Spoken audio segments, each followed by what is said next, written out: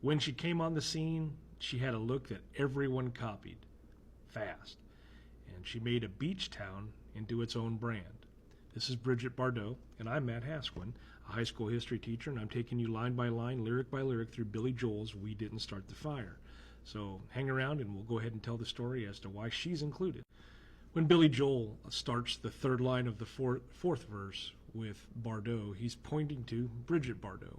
She was a French actor and a global icon who helped redraw the line between glamour and respectability in the mid-1950s. She was born in Paris in 1934, and she originally trained as a dancer, and she modeled as a teen before landing different film roles.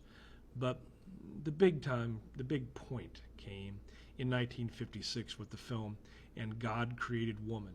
It was set in Saint-Tropez, and it presented this sun-drenched modern sensuality that collided with censors, but also it captivated audiences. Critics in the United States debated the morality of the film. European tabloids created the acronym BB, shop windows filled with their haircuts, neck scarves, there were boat neck tops, and sandals. And the message wasn't just sex appeal. It was a youthful autonomy, a woman choosing, not just being chosen. The camera made her kind of a legendary, a myth, but Bardot also learned to play the audience. She posed with an air of indifference that felt new. It was less about the Hollywood flash. It was more about this Riviera indifference.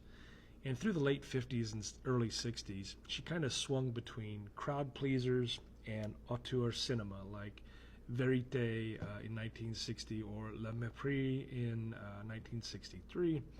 And she showed to be a performer that was capable of fragility and irony, but also she was kind of strong and steely.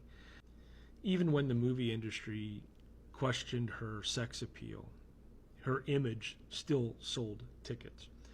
Bardot also mapped a new kind of transatlantic celebrity economy. You had photocalls and paparazzi and swimsuit images and magazine spreads, and it created a loop where lifestyle became content. Saint-Tropez itself turned into a brand. You had recordings and TV variety appearances and tie-in fashions that kept the image omnipresent. This was decades before social media, and she lived just like an algorithm's dream. By the early 1970s, she walked away from acting. She retired in 1973 when she was 39. She poured her energy into animal welfare activism. She later founded the Bridget Bardot Foundation in 1986. And in later years, she was also kind of a magnet for controversy, especially when she made some public comments about the Islamification of France that drew legal condemnation against her. She was really outspoken against what she considered to be illegal immigration. The result is a complex legacy, an artist who helped normalize this freer image of women on screen, and she was also an activist for animals. But she was also a public figure whose statements, collided with evolving social values. So why is Bardot in the song? Well, it's because her name is shorthand for a shift that's taking place.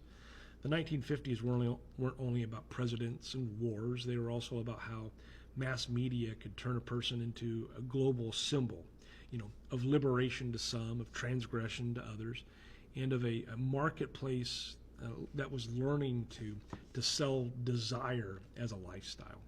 When you tie it back to the song, this list, of course, it just zips through geopolitics, and all of a sudden Bardot it captures the cultural revolution of image, right? The moment that European cinema and fashion and tabloids fused into a template for modern celebrity.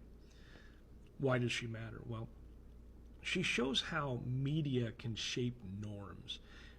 She accelerated conversations about autonomy and sexuality, and she previewed today's influencer economy, image as a product, place as a brand, but also controversy as a currency. If you've enjoyed this next step in our series, please leave behind a like, a comment, or a follow. It's much appreciated. I'm going to keep rolling through the song here, and our next lyric that I'll address will be, well, from Bardot to Budapest. Thanks for watching.